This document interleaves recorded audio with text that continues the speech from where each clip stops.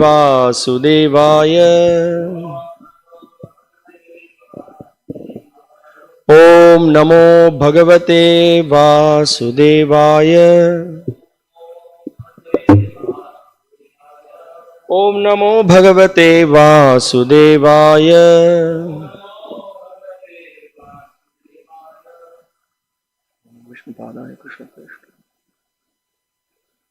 Today we are reading from Srimad Bhagavatam, Canto 10, Chapter 14, Lord Brahma's prayers to Krishna, Text 24. Please repeat after me.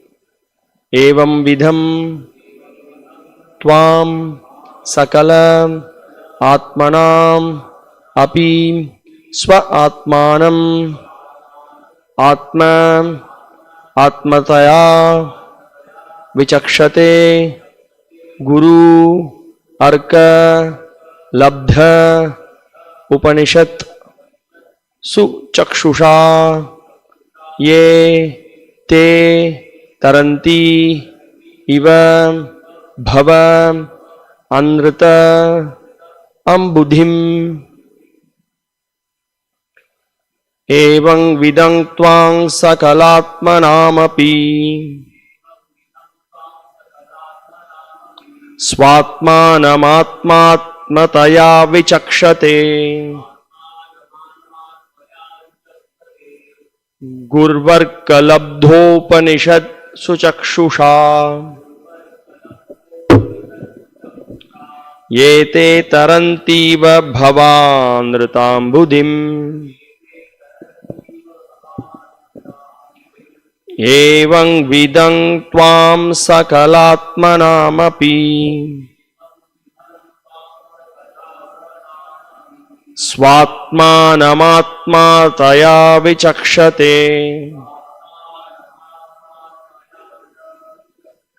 गुर्वर्कलब्धोपनिषत्सु चक्षुषा ये ते तरन्तीव भवानृताम्बुधिम् एवं विदं त्वां सकलात्मनामपि आत्मात्मतया स्वात्मानमात्मात्मतया विचक्षते गुर्वर्कलब्धोपनिषत्सु चक्षुषा ये ते तरन्तीव भवानृताम्बुधिम्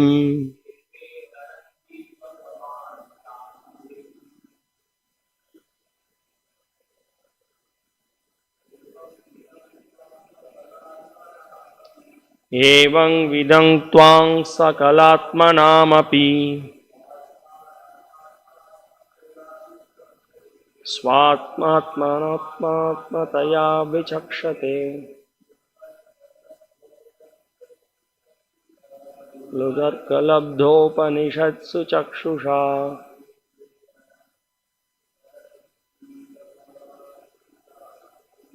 एते तरन्तीव भवानृताम्बुधिम् एवं विधम् as thus described tvam you Sakala of all Atmanam souls Api indeed Swa Atmanam the very soul Atma Atmataya as the super soul Vichakshate they see Guru from the spiritual master Arka, who is like the sun, Labdha, received, Upanishad, of confidential knowledge, Suchakshusha, by the perfect eye, Ye, who, Te, they, Taranti, cross over, Eva, easily, Bhava, of material existence, Anrita, which is not real, Ambudhim, the ocean. Translation and commentary by the disciples of His Divine Grace, Srila A.C. Bhaktivedanta Swami Prabhupada. Translation: those who have received the clear vision of knowledge from the sun-like spiritual master can see you in this way as the very soul of all souls, the super soul of everyone's own self. Thus, understanding your original personality, they are able to cross over the ocean of illusory material existence. Purport: as confirmed in the Bhagavad Gita, chapter 4, text 9, Janma karma chame divyam evam yoveti tattvataha tyaktva deham punarjanma naitimam eti sorjuna. One who knows the transcendental nature of my appearance and activities does not, upon leaving the body, take his birth again in this material world, but attains my eternal abode, O Arjuna. Namo Vishnupadaya Krishna Preshthaya Bhutale Srimate Bhakti Vikas Swaminati Namine. Namo Vishnupadaya Krishna Preshthaya Bhutale Srimate Bhakti Vedanta Swaminati Namine. Namaste Saraswate Deve Gauravani Pracharine Nirvishesha Shunyavadi Paschatya Deshatarine. Jaya Sri Krishna Chaitanya Prabhu Nityananda Sri Advaita Gadadara Sri Vasadi Gaura Bhakta Vrinda. Hare Krishna Krishna Krishna Hare Hare Hare Rama Rama Rama Hare Hare. Evang vidham twang sakalatmanam api swatmanam atmatmataya vichakshate gurvarka labdhopanishad suchakshusha yete tarantiva bhavanritang buddhim. Those who have received the clear vision of knowledge from the sun-like spiritual master can see you in this way as the very soul of all souls, the super soul of everyone's own self. Thus, understanding your original personality, they are able to cross over the ocean of illusory material existence.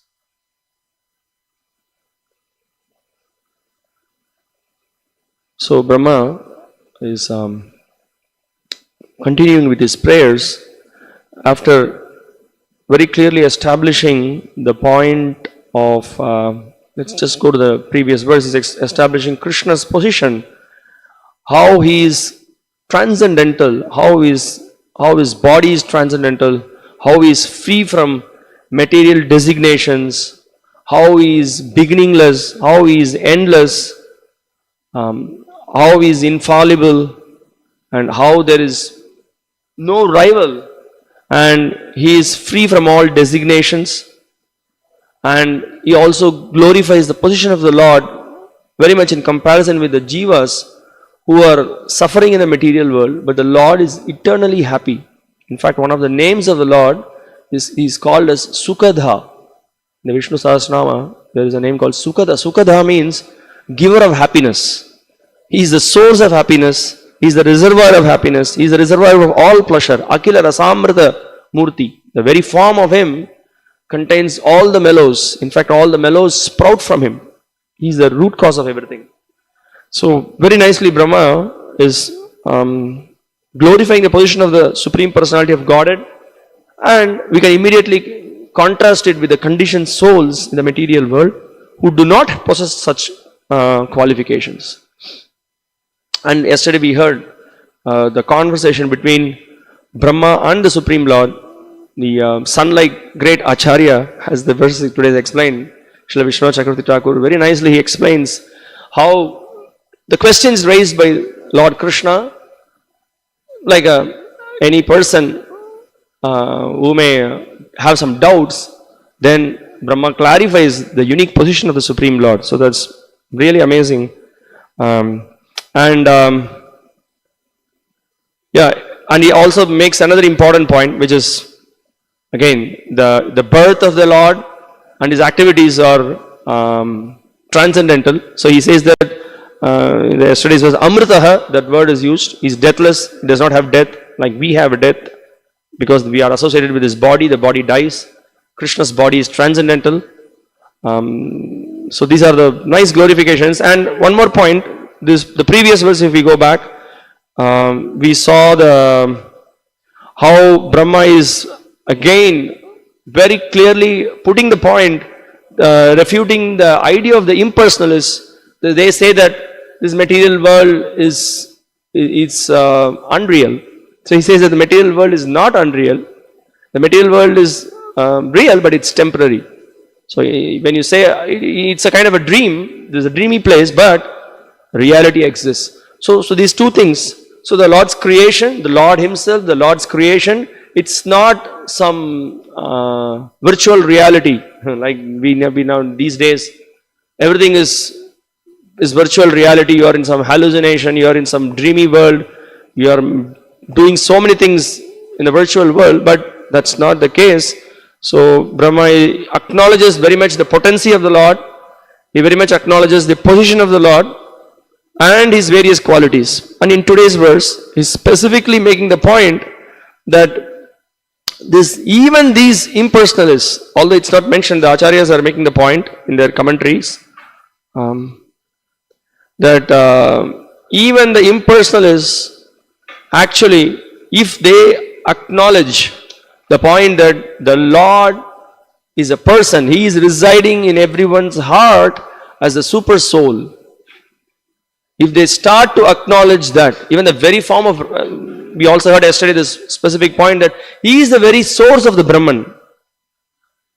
So the effulgence that is emanating from the Lord's body, He is the very source. Brahmano hi pratishtaham. Very clearly Krishna establishes in the Bhagavad Gita. So the first level of realization is Brahman. Then the second level of realization is Paramatma. So the acharyas are making the point that if somehow or other they can understand that the Supreme Personality of Godhead actually is residing in everyone's heart as Paramatma. So that's what Brahma is pointing out here. He's saying that Atma Atmataya, as the super soul, Swa Atmanam. He is the soul of everything actually. He is the soul of the entire existence. He is the soul of all the living entities. So if someone can recognize that, then Srila Vishwanath Chakravarti Thakur in his commentary is pointing out that even those impersonalists, somehow if they can come to this point, if they recognize that He is the super soul of everyone, they can start performing the devotional service in a passive state. In Shantarasa, they will, so he is referring to Bhakti Rasamrita Sindhu, and is establishing the point that they will be fixed at least in that position. I mean, they will rise to that position. That is even, in fact, that's something amazing, something great, acknowledging the position of the Lord, acknowledging the personality of the Lord. So that's a very important point. And today's verse is also very beautiful. How a person may come to we'll ask a question. If you see the translation,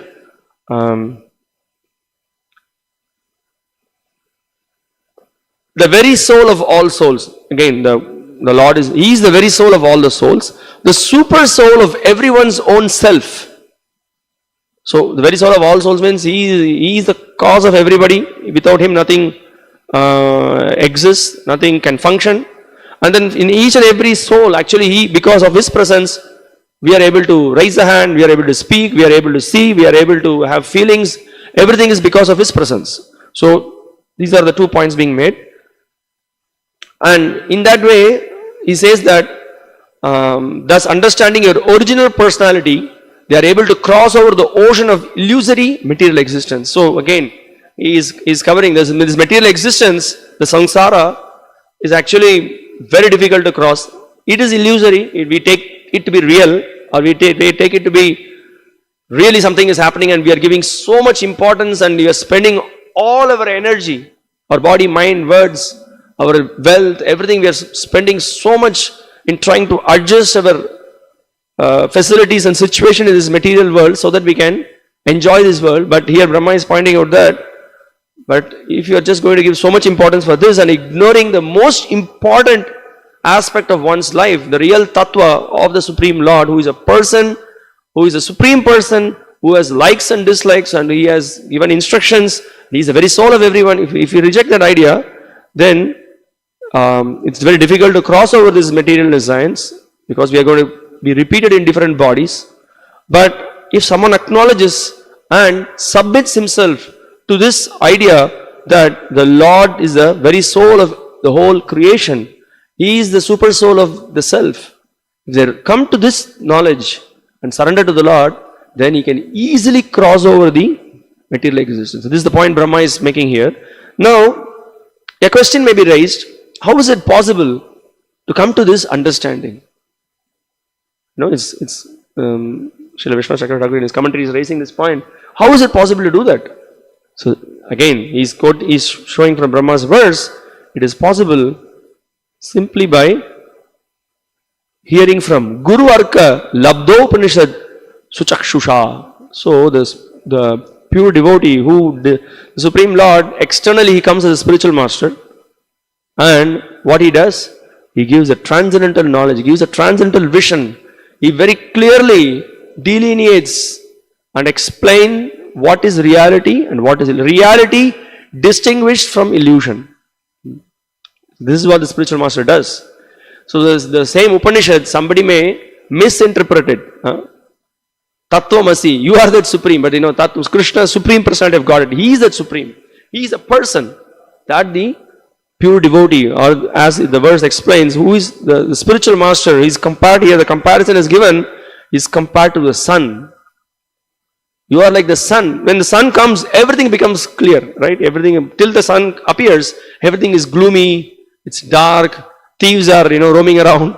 The moment the sun rises, everything becomes crystal clear.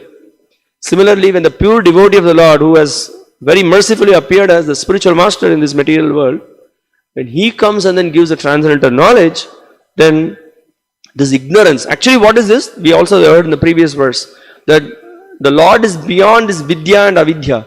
Avidya is complete ignorance, and there is so-called vidya about this material world also. That is also ignorance. So, but the Lord is beyond all this knowledge of the material world, and to approach that Lord, to understand that Lord, to serve that Lord, only his pure devotee can reveal this. So this is what Brahma is making the point here. Otherwise, it's very difficult to come out of the illusory ideas of the impersonalists, because they say that the material world is, in the previous two verses, if you observe, that's the point being made. They say that the material world is unreal, you are God, I am God, everyone is God. So there's such a misconception that they have created, and in fact they are giving commentaries to various Upanishads. The Upanishads or the scriptures are the very eye-opener for us to come out of this material world.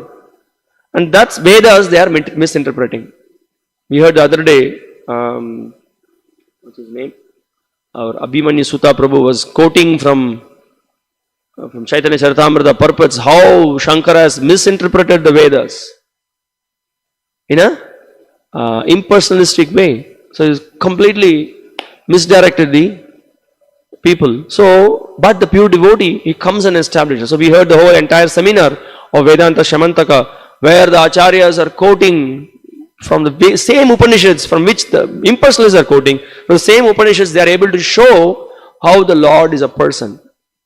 So we need the shelter of the pure devotee. So he says that Guru Arka Labdha, we need to receive this transcendental knowledge from that pure devotee who is like a sun. And Upanishad is confidential knowledge, means the conclusions of the scriptures, what Lord is a person. It is a very, very important philosophical understanding, right? If you don't understand that the Lord is a person, then everything becomes a complete misunderstanding. There is that's why you see all the Vaishnava acharyas, when they explain why they Kaivalyam Narakaya, the Srila Prabhupada, Monday we heard the lecture, why the devotees, they say the Kaivalyam Narakayate. They don't want to think of impersonalism. In fact, they don't want to even think of that kind of a liberation, merging with the Lord. They don't want to even hear about it. Why?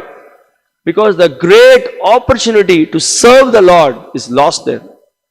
Even if you are in the impersonal Brahman, you are sitting alone, doing nothing there, and you can't. The jiva cannot function like that. The jiva's natural propensity is to engage in service. How much you just think of yourself. You are in a bungalow with all the latest gadgets and facilities and everything. How long you can exist there? How long you can survive? After some time, you'll get frustrated because you won't need to interact. You need to experience some mellows. You need to be with a person. So that's the whole point here. So the whole point that is being made is that, so to come to the proper understanding, that here the only one verse is quoted, which makes a lot of sense here. Janma karma chame divyam evam yovritat. Because if we do not understand that the birth of the Lord, which was in the previous verses we saw how the birth of the Lord is very transcendental, is being Brahma himself is acknowledging. He comes as in various species, as a fish, as a half man, half lion, as a boar, and various species he comes, which is a transcendental aspect of the Lord. It has nothing to do with materialism, with material vision. So that is an important point. Then and tattvataha, it's again a very important word. In the commentaries, the acharyas are pointing out that the body is not material. This is very clearly established there. So try to understand this truth. That's what Krishna is explaining. So this how to understand that the Lord is a person and he performs innumerable pastimes. This we need the help of we need the guidance, we need the shelter of a pure devotee. And only he can clearly establish this Siddhanta. And we should be very serious in trying to understand this subject matter. Siddhanta bolye chitte na kore alash. We should not be lazy in trying to understand the conclusions of the scriptures. Then our iha hoite laha Krishna sudrida manas. Our mind will become very weak if we don't understand the proper conclusions of the scriptures. Then we will be very weak and we will not be able to fix our mind properly on Krishna. So that's an important aspect. So we need to hear regularly from the pure devotees of the Lord. So that's why there is Grantha Bhagavat and Bhakta Bhagavat. We have the book Bhagavatam and then we have the devotee Bhagavatam. So that is why we have Srila Prabhupada has instituted this whole program of hearing everyday Srimad Bhagavatam from devotees, associating with the devotees, and then trying to understand the subject matter of the scriptures, because that will clearly put us in proper understanding of how Krishna is Supreme Personality of Godhead, we are His eternal servants, and goal of our life is to please the Supreme Lord. And also, so much importance is given in the scriptures about taking shelter of such a pure devotee. Acharya Upasanam, Krishna says in the Bhagavad Gita, that this is a very important aspect. We need to worship this spiritual master. We need to hear from the spiritual master. Because that is, Brahma is pointing out here about the position of the spiritual master who is like the sun. So we should be eternally indebted to our spiritual master, specifically in our movement, our founder Acharya Srila Prabhupada and his sincere followers, then his disciples who have given us shelter, who accepted us as disciples, who have accepted us, taken the responsibility to take us out of this material world. So in one of the lectures recently, I heard His Holiness Bhakti Vikas Swami Maharaj was explaining that I am taking the responsibility to, he says that I will assure you that I follow everything myself sincerely, but you don't remain as cheaters, he says. You take up the vows, you take up the instructions that is given to us and then submit yourself. So the whole process works like that. So so this is an important aspect. We should first of all take shelter of the pure devotee and follow his instructions. Then we get proper knowledge, and the knowledge also comes through service. We engage in service. Whatever that we read, whatever that we hear, actually we will be able to contemplate on that, and then the actual meaning of it, the essence of it will be revealed to us. It's not just book study, it's not just intellectual work that we are doing. It's a transmission of knowledge. It comes from the top to down. How the water flows from top to down, similarly this transcendental knowledge comes through mercy. This is the whole point. So that's the thing. There was also one recently, 2 days back, I was hearing His Holiness Jayadvaita Swami was giving just recently has given a seminar on how to give a Bhagavatam class. So in that there was a question being raised by one devotee. He raised a question that, Maharaj, can we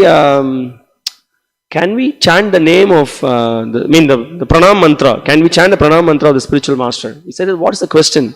He said that in the disciple course, it is being advised that we should not recite the pranam mantra of the Guru. So he said that Maharaj is very straight. He said that it's all rubbish. What's the point in not chanting the pranam mantra of your Guru? You must chant the pranam mantra of your Guru. No, you don't need to be silent, soft, and then not tell.